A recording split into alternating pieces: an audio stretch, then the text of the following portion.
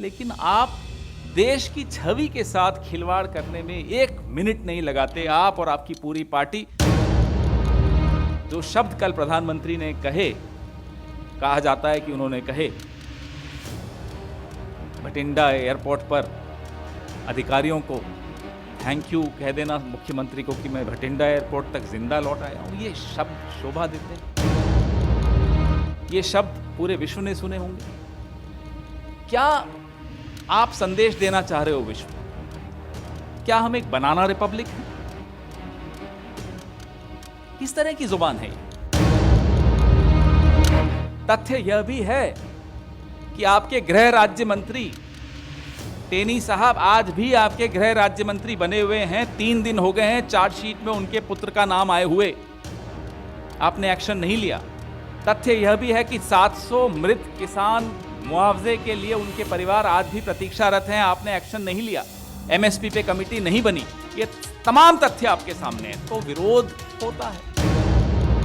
राजनीति में, लोकतंत्र में विरोध का सामना किसने नहीं किया? लेकिन आप पूरी एक कौम को, पूरे एक प्रदेश को, पूरे एक पंजाबियत को, पूरी संस्कृति को बदनाम कर देंगे। भारतीय जनता पार्टी के नहीं है, हम सबके प्रधानमंत्री हैं। आपकी जान की कीमत इस देश का बच्चा बच्चा जानता है, और आप उस राज्य का, उस पंजाबियत का अपमान कर रहे हैं। अरे जितने तिरंगे आपने और आपकी पार्टी ने और संघ ने जिंदगी में नहीं फहराए होंगे, उतने तिरंगे हमारे पंजाब के सपूतों की लाश पर लपेटे जाते हैं। और मैं 3 करोड़ पंजाबियों की तरफ से नहीं बोल रहा हूं, मैं पूरे विश्व के पंजाबियों की तरफ से बोल रहा हूं कि आज हमारा सर प्रधानमंत्री जी ने झुका दी। साथियों, बहुत गंभीर विषय है। पिछले 24 घंटों में जो देश में एक विवाद पैदा करने की चेष्टा की जा रही है, जैसे कि देश की छवि जिसमें धूमिल हो, देश की जो सुरक्षा एजेंसीज हैं, अलग अलग जिम्मेदारी है उनके पास, उनकी छवि धूमिल हो, देश के एक बहुत महत्वपूर्ण प्रदेश पंजाब और एक बहुत महत्वपूर्ण संस्कृति जिससे पूरा देश क्या पूरा विश्व सीखता है, पंजाबियत, कैसे उसकी छवि को रौंदा जा रहा है। एक षड्यंत्र के तहत मैं तो कहूंगा कि उसे रौंदा जा रहा है। यह पूरा विश्व देख रहा है। आखिर कारण क्या है कि आप सरेआम, और देश के आप राजा हैं, प्रधानमंत्री हैं, दूसरा टर्म चल रहा है आपका, 303 सीटें हैं आपके पास, कई राज्यों में आपकी सरकार है, लेकिन आप देश की छवि के साथ खिलवाड़ करने में एक मिनट नहीं लगाते, आप और आपकी पूरी पार्टी और आपके कुछ करीबी मीडिया के साथी। ये क्या हाल बना रखा है देश का? तथ्य सबके सामने हैं, कोई तथ्य छिपा नहीं है किसी से भी। यह तथ्य है कि आखिरी मौके पर हेलीकॉप्टर की जगह सड़क मार्ग पर जाने का निर्णय भटिंडा एयरपोर्ट से फिरोजपुर जाने का लिया गया। यह भी तथ्य है कि एक एसपीजी प्रोटेक्टी की मूवमेंट्स का रूट, इन सब का निर्णय, अंतिम निर्णय एसपीजी लेती है और बाकी एजेंसियां उनकी सहायता करती हैं, राज्य की पुलिस उनकी सहायता करती है। सब तथ्य हैं, मेरे को बार बार दोहराने की आवश्यकता नहीं, आप हमसे ज्यादा समझते और प्रधानमंत्री आप और हमसे ज्यादा समझते, उन्हें मालूम है ये तथ्य है। फिर इन तथ्यों को तोड़ मरोड़ कर पेश करना, जो शब्द कल प्रधानमंत्री ने कहे, कहा जाता है कि उन्होंने कहे भटिंडा एयरपोर्ट पर अधिकारियों को थैंक यू कह देना मुख्यमंत्री को कि मैं भटिंडा एयरपोर्ट तक जिंदा लौट आया हूं, ये शब्द शोभा देते हैं। ये शब्द पूरे विश्व ने सुने होंगे। क्या आप संदेश देना चाह रहे हो विश्व को? क्या हम एक बनाना रिपब्लिक हैं? किस तरह की जुबान है ये? आप बिना बताए, बिना प्रायोजित कार्यक्रम के पाकिस्तान चले जाते हैं, वहां आप सुरक्षित महसूस करते हैं। अपने ही देश के पंजाब में आपको, अपने ही देश के नागरिकों से आप को ऐसी क्या घबराहट है, नफरत है कि आप इस तरह के शब्द इस्तेमाल करेंगे एक पूरे प्रदेश के लिए? साथियों,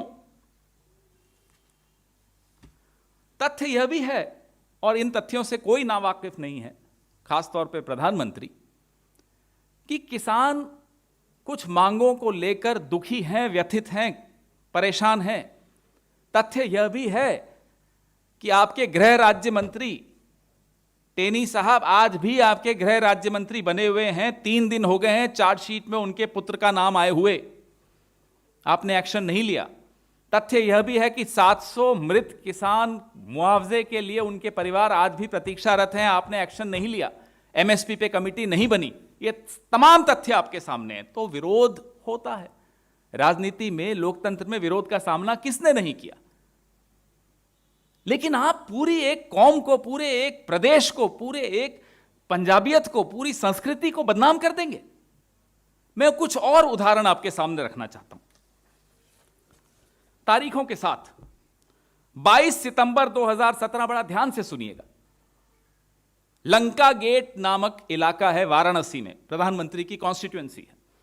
प्रधानमंत्री जी अपने लोकसभा क्षेत्र के दौरे पर थे। 22 सितंबर 2017, लंका गेट पर बनारस हिंदू विश्वविद्यालय की कुछ छात्राएं, 500 के लगभग छात्राएं, यौन उत्पीड़न के खिलाफ प्रदर्शन करने आ गईं। प्रधानमंत्री जी को वहीं से गुजरना था। पुलिस के आला अधिकारी गए, मनाने की चेष्टा की, वो नहीं हटी। वो नारेबाजी कर रही थी, वो अपना विरोध व्यक्त कर रही थी, उनका अधिकार था, लोकतांत्रिक अधिकार था। क्या आपने सुना कि प्रधानमंत्री वाराणसी एयरपोर्ट पर जाते हुए मुख्यमंत्री आदित्यनाथ के नाम पे ये संदेश दिए कि थैंक यू आदित्यनाथ जी, मैं जिंदा वाराणसी एयरपोर्ट पे लौट आया हूं? सुना आपने? उदाहरण नंबर 2, 15 सितंबर 2018, स्वच्छता श्रमदान के कार्यक्रम में प्रधानमंत्री का काफिला पहाड़गंज जाते हुए दिल्ली की ट्रैफिक जाम में फंस गया। बीजेपी के ट्विटर हैंडल पे तारीफ की गई कि देखिए कितना आम आदमी की तरह प्रधानमंत्री जी भी रुके हुए लाल बत्ती पर या ट्रैफिक जाम में। क्या आपने सुना कि संदेश दिया हो अरविंद केजरीवाल को कि अरविंद जी थैंक यू, मैं सकुशल 7 लोक कल्याण मार्ग पर जिंदा लौट आया हूं? नहीं सुना। मैं आपको एक उदाहरण और देता हूं। मेजेंटा लाइन, गौतम बुद्ध नगर, तारीख थी 25 दिसंबर 2017, उसके उद्घाटन पे प्रधानमंत्री जी जा रहे थे। वहां कहीं रास्ता भटक गए, कुछ मिनटों का विलंब हुआ, एक छोटा अधिकारी पुलिस का सस्पेंड हुआ। क्या आपने सुना कि आदित्यनाथ जी धन्यवाद, थैंक यू, मैं जिंदा लौट आया हूं? ये शब्द शोभा देते हैं प्रधानमंत्री को। तो जहां जहां आपके अपनों की सरकार है या आपकी अपनी सरकार है, वहां आपकी जान को कोई खतरा नहीं है।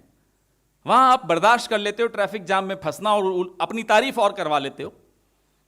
जो अपना आपका लोकसभा क्षेत्र है, वहां प्रदर्शन आपके खिलाफ हो रहा था, आपने तब नहीं कहा आपकी जान को खतरा है। पंजाब से आपको क्या नफरत है? एक उदाहरण और देता हूं यह साबित करने के लिए कि आपको पंजाब से कुछ दिक्कत है। 2017 का गुजरात का चुनाव, यह देश नहीं भूलेगा कि देश के एक भूतपूर्व प्रधानमंत्री डॉक्टर मनमोहन सिंह, देश के पूर्व सेनाध्यक्ष दीपक कपूर, जनरल दीपक कपूर, देश के पूर्व उपराज्यपति हामिद अंसारी के विरुद्ध गुजरात के चुनाव प्रचार में प्रधानमंत्री ने क्या कहा था कि पाकिस्तान के साथ मिलकर मेरे खिलाफ षड्यंत्र रच रहे हैं। देश के प्रधानमंत्री के खिलाफ, देश के पूर्व सेनाध्यक्ष के खिलाफ। उसके बाद अरुण जेटली साहब अब हमारे बीच नहीं रहे हैं, उन्होंने लोकसभा में, राज्यसभा में खड़े होकर संसद में माफी मांगी, खेद व्यक्त किया प्रधानमंत्री की इस बदजुबानी पर। आप चुनाव जहां हो रहा है, आप किस स्तर पर उतरकर राजनीति करना चाहते हैं? हमें इस बात का जवाब दीजिए। जहां आपको देश की छवि की चिंता नहीं है, देश की संस्थानों की छवि की चिंता नहीं है। अरे प्रधानमंत्री आप भारतीय जनता पार्टी के नहीं हैं, हम सबके प्रधानमंत्री हैं। आपकी जान की कीमत इस देश का बच्चा बच्चा जानता है, और आप उस राज्य का, उस पंजाबियत का अपमान कर रहे हैं।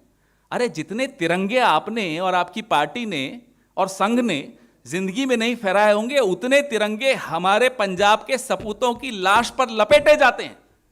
शर्म आनी चाहिए आपको उस पंजाब का अपमान करने। वो जवान हो, वो किसान हो, उसने इस देश का नाम रोशन किया है पंजाब ने।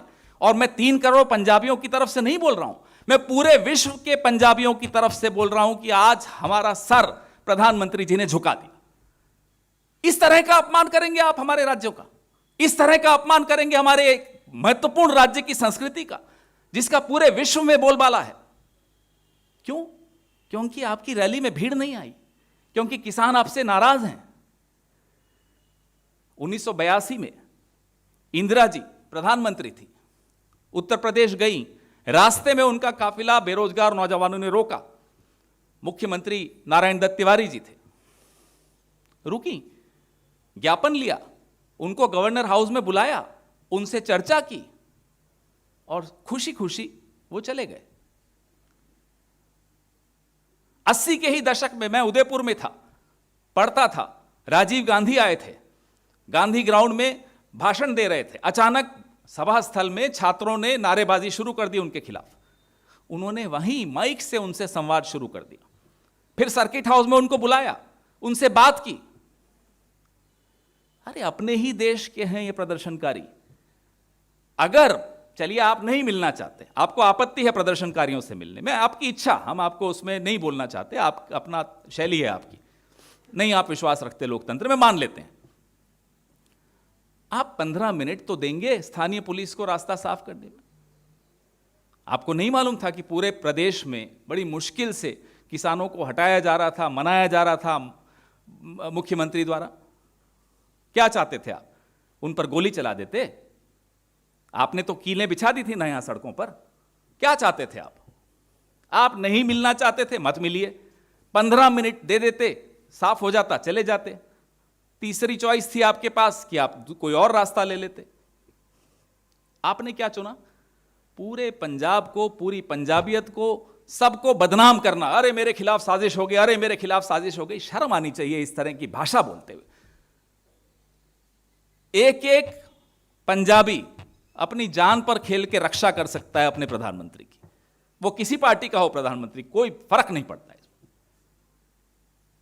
बड़ा दुख होता है कि आज इस तरह का विवाद देश का प्रधानमंत्री पैदा कर रहा हो, सिर्फ इसलिए कुर्सी की लड़ाई है, वो खाली कुर्सी की लड़ाई हो या जिस कुर्सी पर वो बैठे हैं उसकी लड़ाई हो, हमें उसमें कोई मतलब नहीं। आप कुर्सियां नहीं भर पा रहे, आप समय चाहते थे, जो भी चाहते थे कि कुर्सियां भर जाएं, नहीं भर पाए, तो आप इस तरह से हल्की राजनीति पर उतर आएंगे, ये अच्छी बात नहीं। हमसे जुड़े रहने के लिए हमारे YouTube चैनल को सब्सक्राइब करें और नई वीडियो की नोटिफिकेशन के लिए बेल आइकॉन को दबाएं। अगर आप ये वीडियो Facebook पर देख रहे हैं तो लाइक जरूर करें और ज्यादा से ज्यादा शेयर करें। धन्यवाद।